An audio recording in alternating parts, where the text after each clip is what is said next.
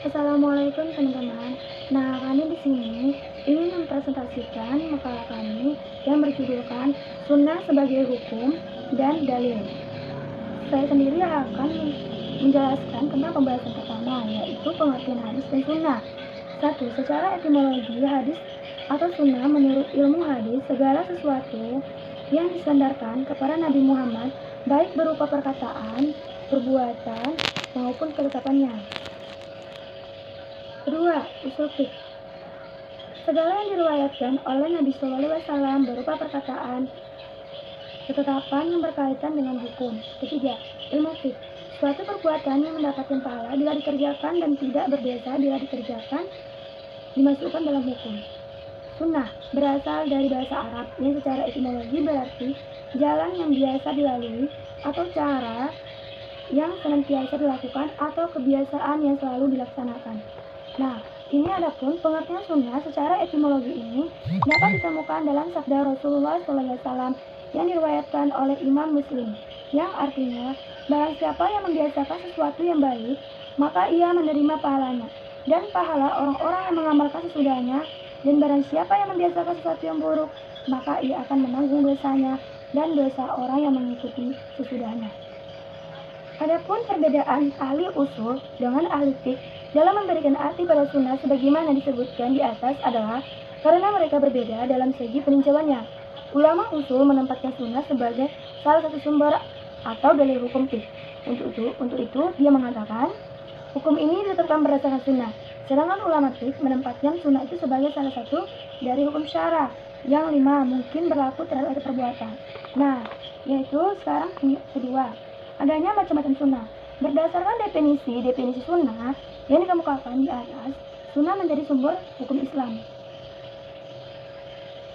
Dan hukum Islam itu ada dalam macam-macamnya ada terbagi 3, yaitu 1. Sunnah fi'liyah, yaitu perbuatan yang dilakukan Nabi SAW yang dilihat atau diketahui dan disampaikan para sahabat kepada orang lain, misalnya tata cara sholat yang ditunjukkan Rasulullah kemudian disampaikan oleh sahabat yang melihat atau mengetahui kepada orang lain. Assalamualaikum teman-teman. Nah, kami di sini ingin mempresentasikan makalah kami yang berjudulkan Sunnah sebagai Hukum dan Dalil. Saya sendiri akan menjelaskan tentang pembahasan pertama, yaitu pengertian hadis dan sunnah. 1. Secara etimologi, hadis atau sunnah menurut ilmu hadis segala sesuatu yang disandarkan kepada Nabi Muhammad, baik berupa perkataan, perbuatan, maupun ketetapannya. Kedua, usul fiqh. Segala yang diriwayatkan oleh Nabi SAW berupa perkataan, ketetapan yang berkaitan dengan hukum. Ketiga, ilmu fiqh. Suatu perbuatan yang mendapatkan pahala bila dikerjakan dan tidak berdosa bila dikerjakan dimasukkan dalam hukum. Sunnah berasal dari bahasa Arab yang secara etimologi berarti jalan yang biasa dilalui atau cara yang senantiasa dilakukan atau kebiasaan yang selalu dilaksanakan.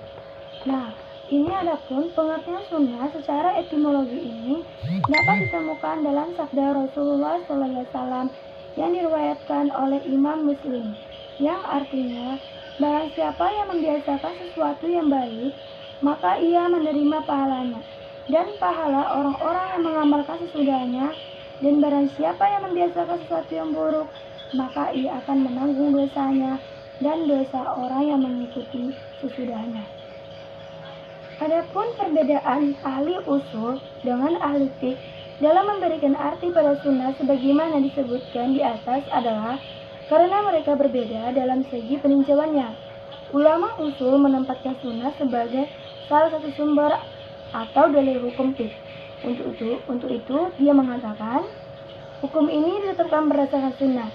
Sedangkan ulama fiqh menempatkan sunnah itu sebagai salah satu dari hukum syara yang 5 mungkin berlaku terhadap perbuatan. Nah, yaitu sekarang kedua, adanya macam-macam sunnah.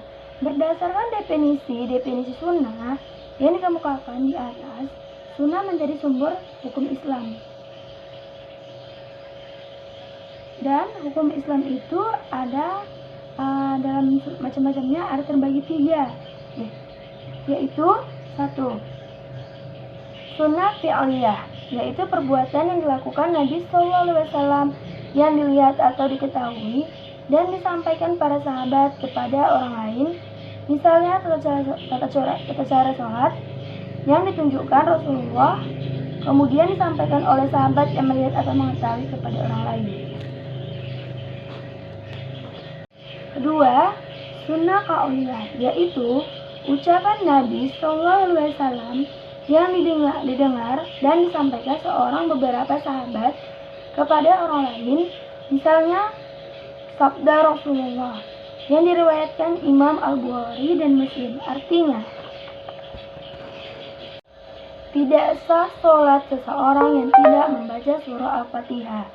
Ketiga, sunnah ta'riyah, yaitu perbuatan atau ucapan yang dilakukan di hadapan atau sepengetahuan Nabi SAW. Tetapi Nabi hanya dalam dan tidak mencegah untuk menunjukkan persetujuan Nabi atau terhadap perbuatan sahabat tersebut. Nah, ketiga macam sunnah tersebut, qauliyah, fi'liyah, dan ta'riyah, disampaikan dan disebarluaskan oleh yang melihat, mendengar, menerima, dan mengalaminya dari Nabi secara melalui pemberitaan ataupun kabar, hingga sampai kepada orang yang mengumpulkan, menuliskan, dan membukukannya. Sekitar abad ketiga Hijriah, mengenai apakah memang Nabi Muhammad SAW pernah berkata, berbuat dan memberikan pengakuan lebih banyak tergantung kepada kebenaran. Pemberitaan tentang adanya sunnah itu, selanjutnya para ulama mengklasifikasikan sunnah itu berdasarkan kekuatan kabar tersebut. Ulama membagikan kabar itu kepada 3 tingkatan.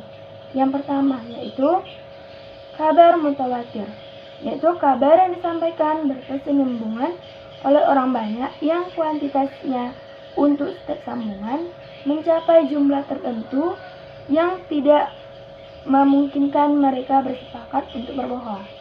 Kedua, kabar mansyur, yaitu kabar yang diterima oleh Nabi oleh beberapa sahabat kemudian disampaikan kepada orang yang banyak, yang untuk selanjutnya disampaikan pula kepada orang yang jumlah mencapai ukuran batas kabar mutawatir.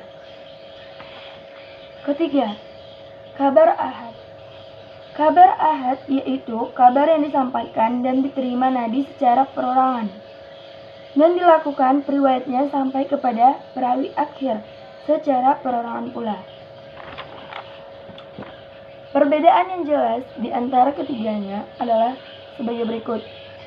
Kabar mutawatir diterima dan disampaikan dari pangkal sampai ujung secara mutawatir. Kabar mansyur yaitu kabar yang diterima dan disampaikan pada tingkat awal secara perorangan, kemudian dilanjutkan sampai ke ujungnya secara mutawatir. Kabar abad diterima, sampaikan kemudian secara beranting sampai ke ujung secara perorangan. Ketiganya berbeda dan tingkat kebenaran yang paling tinggi adalah kabar mutawatir, kemudian kabar mansyur, sedangkan yang paling rendah adalah tingkatnya adalah kabar ahad. Nah, sampai sini penjelasan saya. Selanjutnya akan dilanjutkan oleh teman saya, yaitu Taufik Hidayat. Oke, baik. Assalamualaikum warahmatullahi wabarakatuh. Bismillahirrahmanirrahim. Saya Taufik Hidayat di tengah. Jadi lanjutannya, kehujahan hadis ahad. Ulama sepakat kehujahan hadis jika hadisnya benar dan yakin berdasarkan dari Rasul dan telah disepakati oleh para sahabat dan tabi'in dan ulama setelahnya, barulah bisa dijadikan sebagai hukum yang tepat. Kemudian Mu'tazilah tidak menerima hadis ahad, alasannya sahabat tidak menerimanya dan tabi'in dan para ulama tidak sepakat dengannya. Berikutnya persyaratan hadis ahad yang disepakati para ulama. Persyaratan hadis ini mencapai usia balik dan berakal. Perawi orang muslim, perawi orang yang diyakin, orang yang adil, orang yang taat terhadap aturan dan apa yang diriwayatkannya benar-benar dari Rasulullah, memahami kandungan dan menghafalnya. Kemudian dalil nakli atau Al-Quran. Banyak sekali ayat Al-Quran yang memerintahkan patuh kepada Rasulullah dan mengikuti sunnahnya.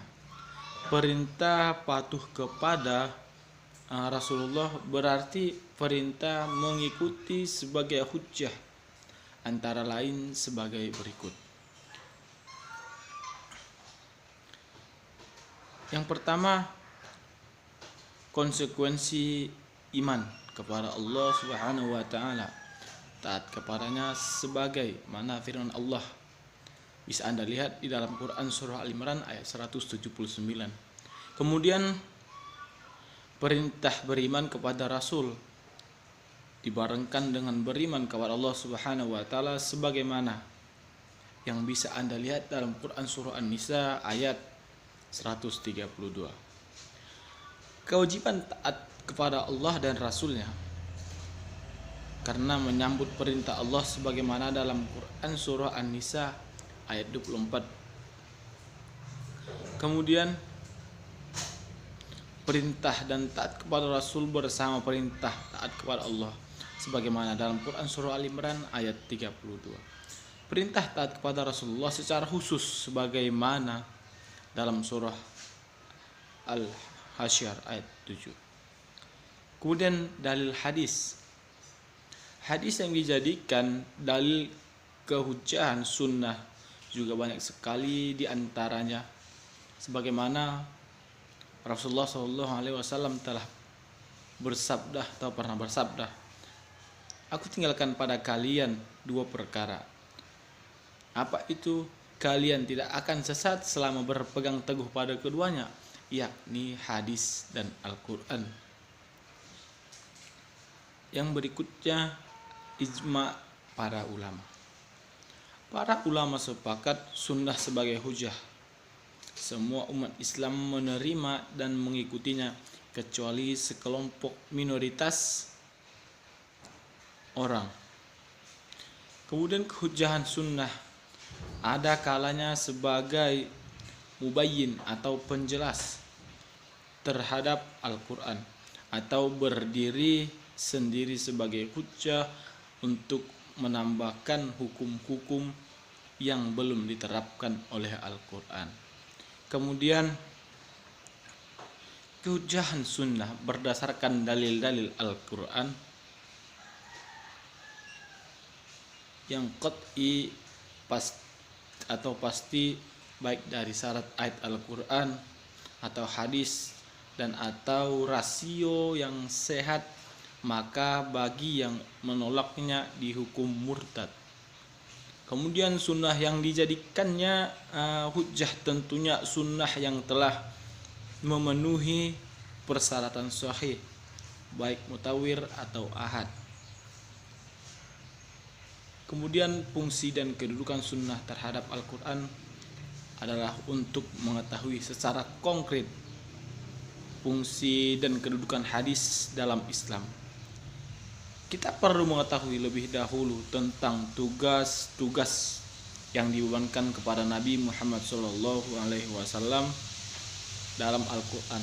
Kita dapati bahwa Nabi SAW mempunyai tugas dan wewenang sebagai Nabi dan Rasul Allah, sebagai Habib Allah, atau sebagai motivator bagi kita dalam menjalani berbagai aspek hukum kehidupan dalam bermasyarakat dan bernegara di dalam kehidupan ini. Saya Taufik dari Tonga, terima kasih atas perhatiannya. Assalamualaikum warahmatullahi wabarakatuh. Nama saya Yunita Permatasari Siregar. Saya akan melanjutkan pembahasan dari Saudara Taufik, yaitu Fungsi dan kedudukan sunnah terhadap Al-Quran. Untuk mengetahui fungsi dan kedudukan hadis dalam Islam, kita perlu mempelajari lebih lanjut tentang tugas-tugas yang diberikan kepada Nabi Muhammad SAW. Dalam Al-Quran kita dapati bahwa Nabi SAW memiliki tugas dan wewenang sebagai berikut. 1. Menjelaskan kitab Al-Quran atau kitab Allah. Tugas ini berdasarkan firman Allah, dan kami turunkan kepadamu Al-Quran agar kamu menerangkan kepada manusia tentang apa yang diturunkan kepada mereka. Quran Surah An-Nahl ayat 44. Penjelasan Nabi SAW terhadap Al-Quran itu dapat berupa perkataan beliau dan dapat pula berupa perbuatan beliau. Dua hal ini merupakan bagian terbesar dari apa yang disebut hadis nabawi. Karenanya, penolakan terhadap hadis sebenarnya juga merupakan penolakan terhadap Al-Quran, karena hadis yang menggunakan penjelasan Al-Quran sebelumnya telah memperoleh legitimasi dari Al-Quran. Bahkan hadis merupakan konsekuensi logis dari Al-Quran. Kedua, Nabi SAW wajib ditaati. Sosok yang harus dipatuhi, yang berarti, dan kami tidak mengutus seorang rasul, melainkan untuk ditaati dengan seizin Allah. Lebih jauh Allah Subhanahu wa Ta'ala berfirman, yang berarti, katakanlah, taatilah Allah dan Rasulnya. Jika kamu berpaling, maka sesungguhnya Allah tidak menyukai orang-orang kafir. Satu ayat yang secara khusus menjelaskan tentang menaati Nabi SAW adalah menaati Allah, yang berarti, barang siapa menaati Rasulullah, sesungguhnya ia telah menaati Allah. Dan barang siapa yang berpaling, maka kami tidak mengutusmu untuk menjadi pemelihara bagi mereka. Dalam konteks kehidupan sekarang, taat kepada Allah berarti taat kepada ajaran-ajaran terhimpun dalam hadis nabawi. Karenanya tidak mungkin memisah apa yang berasal dari Nabi SAW atau hadis dari apa yang datang dari Allah atau Al-Quran. Karena memisahkan hadis dari Al-Quran sama artinya dengan memisahkan Al-Quran dari kehidupan manusia.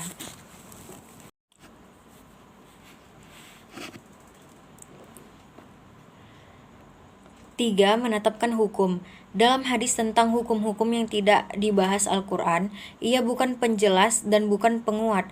Akan tetapi, sunnah sendirilah yang menjelaskan sebagai dalil atau ia menjelaskan yang tersirat dalam ayat-ayat Al-Quran. Misalnya, keharaman jual beli dengan berbagai cabangnya menerangkan yang tersirat dalam surah Al-Baqarah ayat 275 dan An-Nisa ayat 29, yaitu, hai orang-orang yang beriman, janganlah kamu saling memakan harta sesamamu dengan jalan yang batil, kecuali dengan jalan perniagaan yang berlaku dengan suka sama suka di antara kamu. Dan janganlah kamu membunuh dirimu, sesungguhnya Allah adalah Maha Penyayang kepadamu.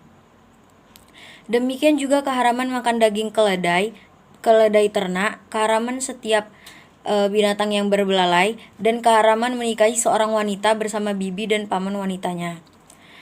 Hadis tasyri diterima oleh para ulama karena kapasitas hadis juga sebagai wahyu dari Allah Subhanahu wa Ta'ala yang menyatu dengan Al-Quran. Hakikatnya juga merupakan penjelasan implisit dalam Al-Quran.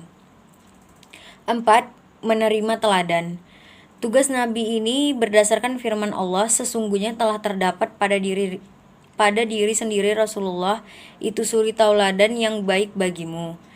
Nabi SAW bertugas memberikan suri teladan bagi umatnya, sementara umatnya wajib mencontoh dan meneladani teladan-teladan itu. Setelah mengetahui tugas dan wewenang Nabi SAW, di atas maka dapat diketahui kedudukannya sunnah itu sebagai berikut. 1. Sunnah sebagai penguat Al-Quran. 2. Sunnah sebagai penjelas Al-Quran.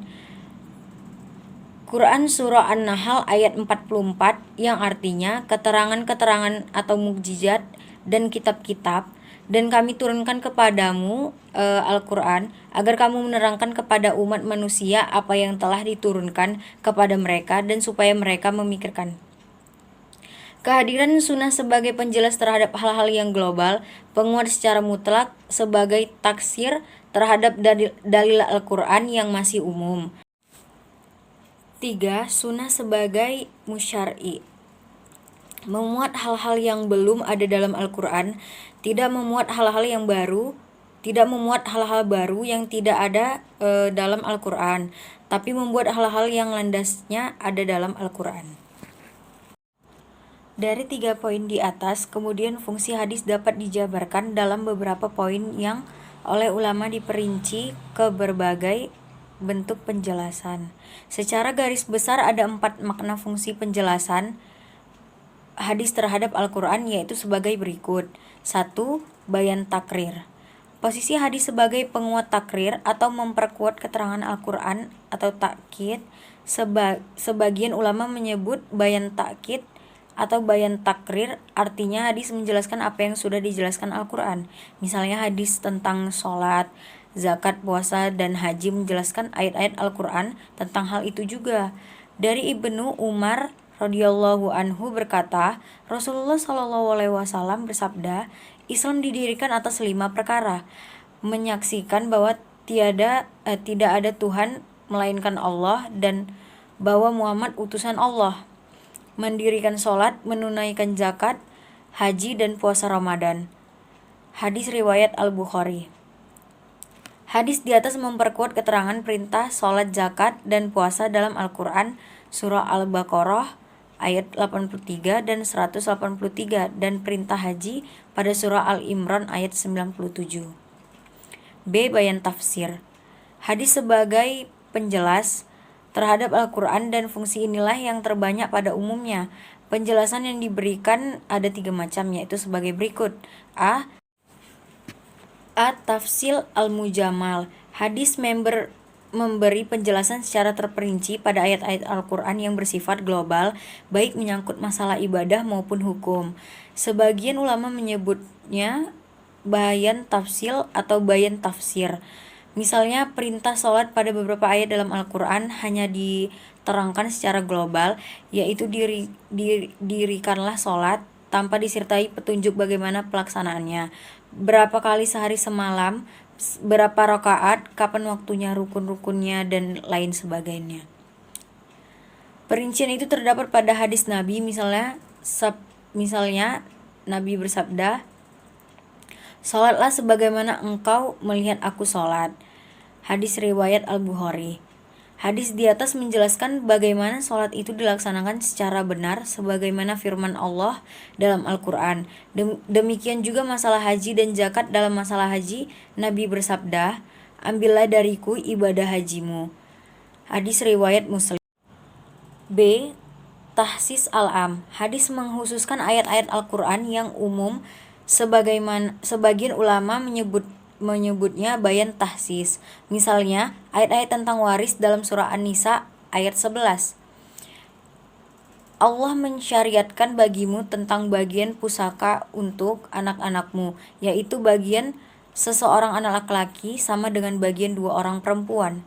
Kandungan ayat di atas menjelaskan pembagian harta pusaka terhadap ahli waris, baik anak laki-laki, anak perempuan, 1 dan atau banyak, orang tua, bapak dan ibu, jika ada anak atau tidak ada anak, jika ada saudara atau tidak ada, dan seterusnya.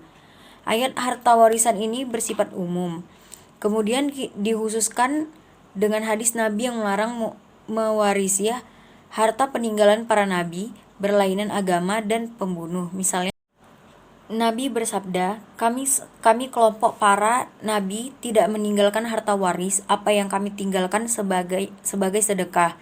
Dan sabda Nabi, pembunuh tidak dapat mewarisi harta pusaka. Hadis riwayat At-Tirmizi. C. Takyid al-mutlak. Hadis membatasi kemutlakan ayat-ayat Al-Quran. Artinya Al-Quran keterangannya secara mutlak, kemudian dibatasi dengan hadis muqayyad. Takyid atau muqayyad dibatasi, mutlak tidak terbatas. Sebagian ulama menyebut bayan takyid.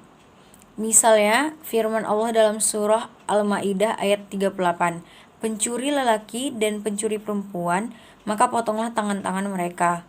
Pemotongan tangan pencuri dalam ayat di atas secara mutlak nama tangan tanpa dijelaskan batas tangan yang harus dipotong. Apakah dari pundak, sikut, dan pergelangan tangan? Kata tangan mutlak meliputi hasta dari bahu pundak, lengan, dan sampai telapak tangan. Kemudian pembatasan itu baru dijelaskan dengan hadis ketika ada seorang pencuri datang ke hadapan Nabi dan diputuskan hukuman pemotongan tangan, maka dipotong pada pergelangan tangan. Karenanya, menolak hukum-hukum yang telah ditetapkan secara independen oleh Nabi SAW sebenarnya merupakan penolakan terhadap ayat Al-Quran yang memberikan otoritas kepada Nabi SAW. Itulah beberapa keterangan sekilas tentang fungsi as-sunnah. Sebagai penjelasan Al-Quran secara ringkas, dapat disimpulkan bahwa tanpa as-sunnah tidak mungkin kita dapat melaksanakan Al-Quran, sebab bagaimana mungkin kita akan dapat menjalankan sholat, zakat, dan haji yang diperintahkan Al-Quran tanpa penjelasan tata caranya yang rinci dari as-sunnah. Mungkin demikian presentasi dari kami. Lebih dan kurang kami mohon maaf. Wabillahi taufiq wa hidayah. Wassalamualaikum warahmatullahi wabarakatuh.